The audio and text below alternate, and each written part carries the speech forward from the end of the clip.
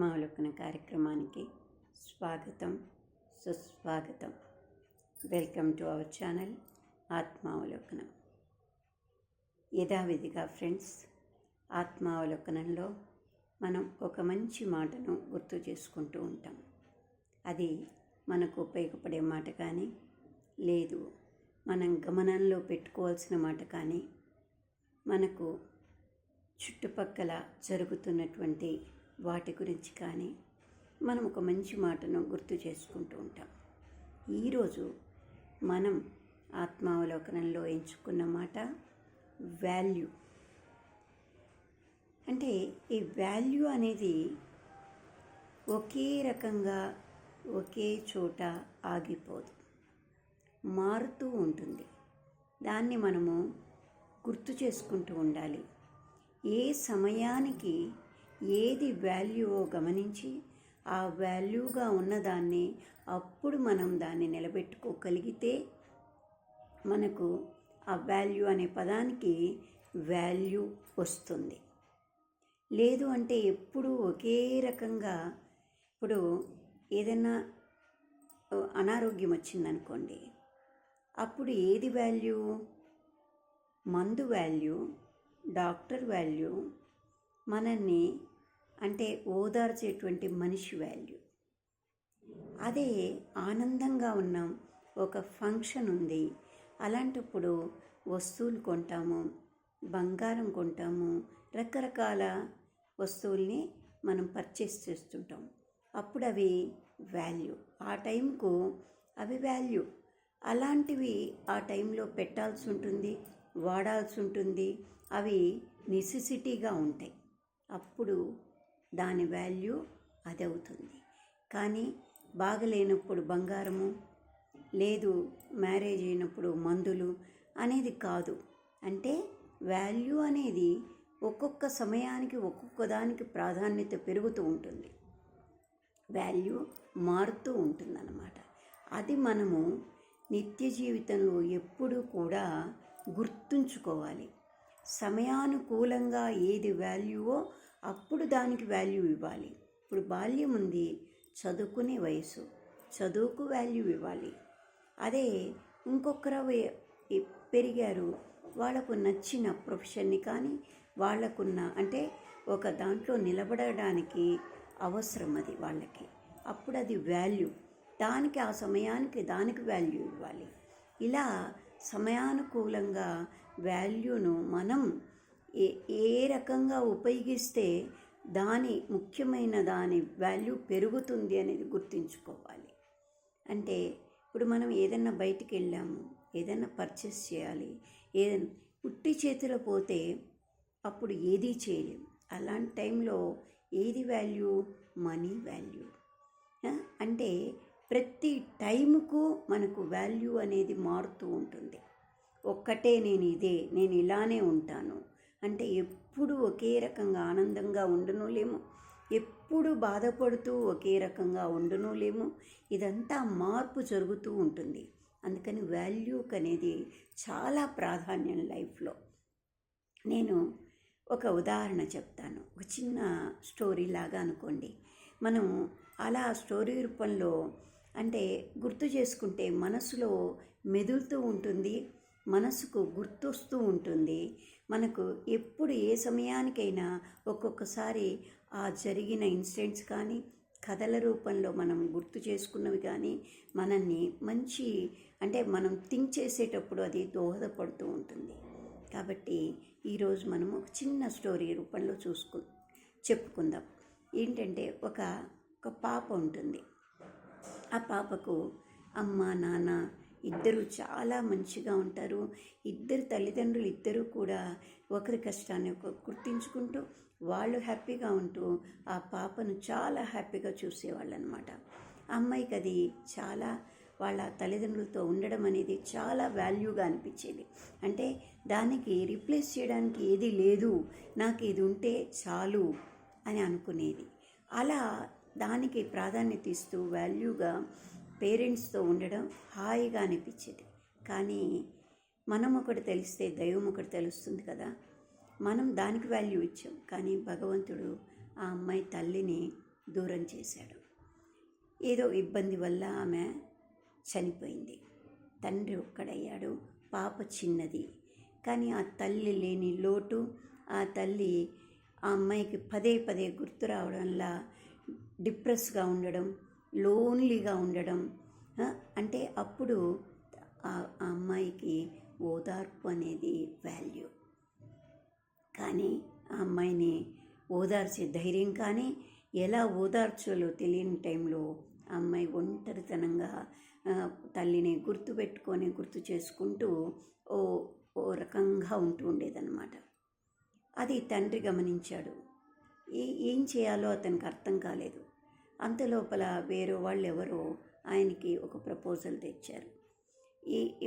ఈ అమ్మాయి మంచిది, ఈ అమ్మాయిని నువ్వు పెళ్లి చేసుకున్నట్లయితే ఆ పాపకు తల్లిగా మారుతుంది, అప్పుడు హ్యాపీగా ఉంటారు, మళ్ళీ ఆ అమ్మాయికి ఆ లోన్లీనెస్ పోతుంది అని. ఆ అమ్మాయి గురించి తండ్రి మంచివాడు, కానీ ఈ మాట చెప్పడం వల్ల పిల్లకు బాగుంటుందనే ఉద్దేశంతో ఆయన పెళ్లి చేసుకోవడం కానీ ఈ పాప ఆమెను యాక్సెప్ట్ చేయలేకపోయింది. ఏంటంటే తన తండ్రి స్థానాన్ని వేరే వాళ్ళకి ఇవ్వడం కానీ తను ఆమెతో గడపడం, తండ్రి ఆమెతో ఉండడం ఆ అమ్మాయి భరించలేకపోయింది. అంటే మనసు యాక్సెప్ట్ చేయలేదు. దాంతో ఇంకా డిప్రెస్కి అయిపోయి చాలా బాధపడుతూ ఉండేదన్నమాట. ఎప్పుడు బాధపడుతూనే ఉండేది. ఆమెను యాక్సెప్ట్ చేసేది కాదు. కానీ ఆమె కూడా అంత హృదయంతో ఆ అమ్మాయిని దగ్గర తీసేది కాదు. ఎందుకంటే ఆ ఒరిజినల్ వాల్యూ ఆమె ఇవ్వలేకపోయింది బిడ్డకు. దాంతో ఆ అమ్మాయి ఇంకా బాధపడుతూ, ఇంకా మానసికంగా క్షోభపడుతూ, లోన్లీగా, అంటే తండ్రి కూడా దూరం అయిపోయాడు అని మానసికంగా ఆవేదనకు గురవుతూ వచ్చింది. ఆ బాధ ఎవరితో షేర్ చేసుకోలేక, ఎవరు దాన్ని తండ్రి తీర్చలేక, ఇటు చేసుకున్న వేరే ఆమెకు న్యాయం చేయలేక, ఆమె చెప్పిన మాట వింటూ ఉండడం వల్ల ఆ అమ్మాయిని ఎడమవుతున్నట్టు భావన ఏర్పడి ఇద్దరి మధ్య గ్యాప్ పెరగడం మొదలైంది. ఆ గ్యాప్ చాలా బాధాకరంగా తయారైంది. ఇది అభిమానం వాల్యూ. ఆ టైంలో ఆ పాపకు కావాల్సింది అభిమానం.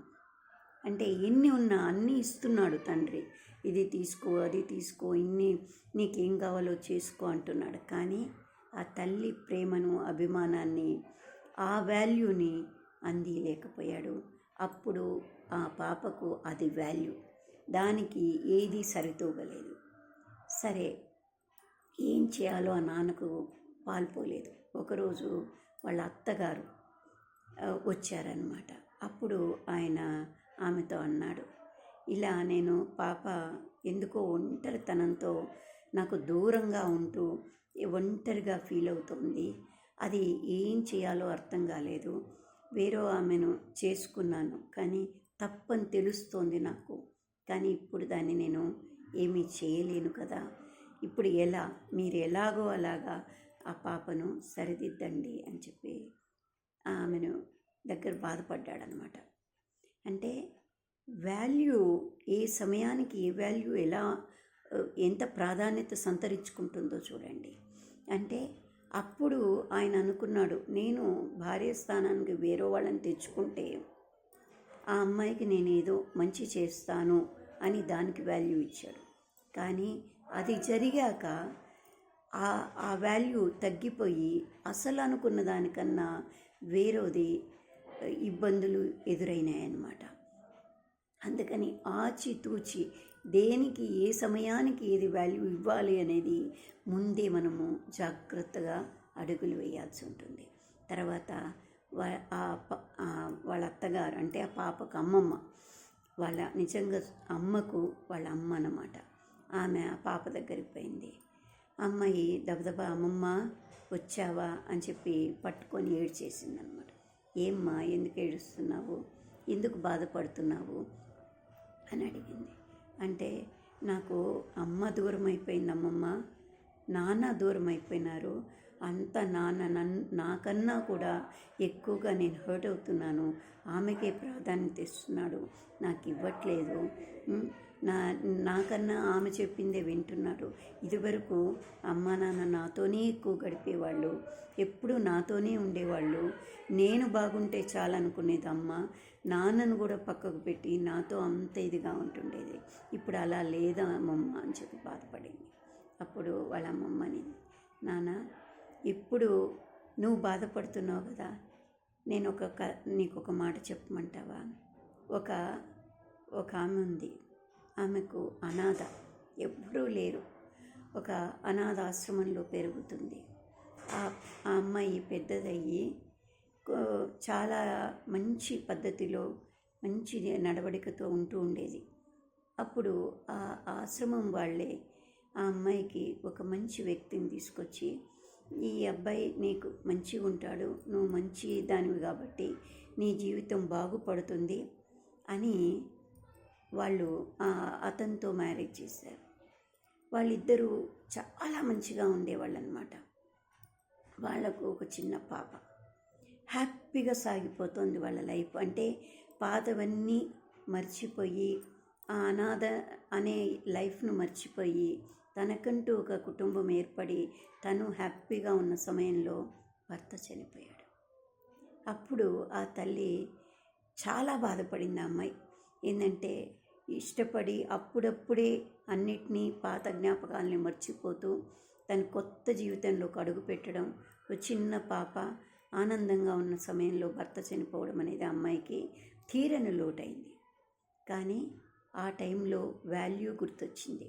చచ్చిపోదాం అనుకుంది, కానీ పాప వాల్యూ, పాపను కాపాడాలి ఇప్పుడు, ఇది నా ధర్మం, ఇది వాల్యూ ఇప్పుడు. అందుకని నేను కష్టమైనా సరే పాప కోసం బతుకుతాను అని నిర్ణయించుకొని ఆ అభిమానాన్నంతా పాప వైపుకు తిప్పుకొని ఆ పాపనే తన జీవనంగా మార్చుకొని ఆ అమ్మాయిని ఎంతో అపురూపంగా పెంచుకుంటూ వచ్చింది.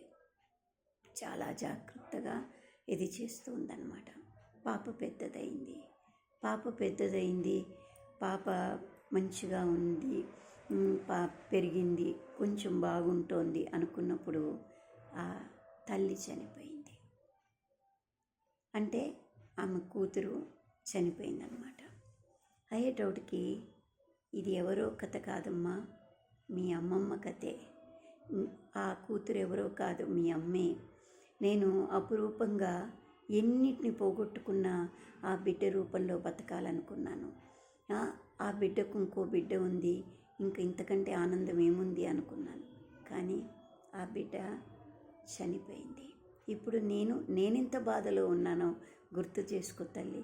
ఇప్పుడు నా ముందు నీకు అమ్మమ్మ అనేది ఉంది, నాన్న అనేవాడున్నాడు, వేరే ఆమెను పెళ్లి చేసుకున్న ఆమె పిన్నిగా ఉంది, కొంత కాకపోతే కొంత నీకు నీ వాళ్ళు అంటూ ఉన్నారు.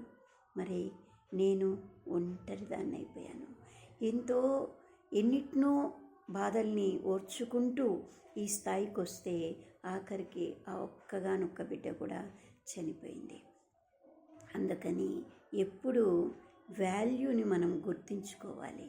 అందుకని ఈ సమయానికి ఏది వాల్యూ, లైఫ్ని పోగొట్టుకోవడం కాదు, లైఫ్ను మనం నిలబెట్టుకుంటూ మనం ఇంకొకరి కోసం నిలబడగలగాలి. అది నిజమైన వాల్యూస్ అంటే, గుర్తుపెట్టుకోవడం అంటే. అందుకని వాల్యూని గుర్తెరిగి నడుచుకోవాలి.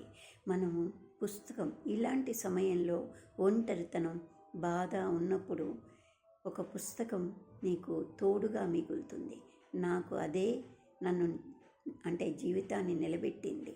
పుస్తకాలు చదువుకునేదాన్ని, తోడుగా బాధగా ఉన్నప్పుడు తోడుగా నిలిచేది పుస్తకం అయింది.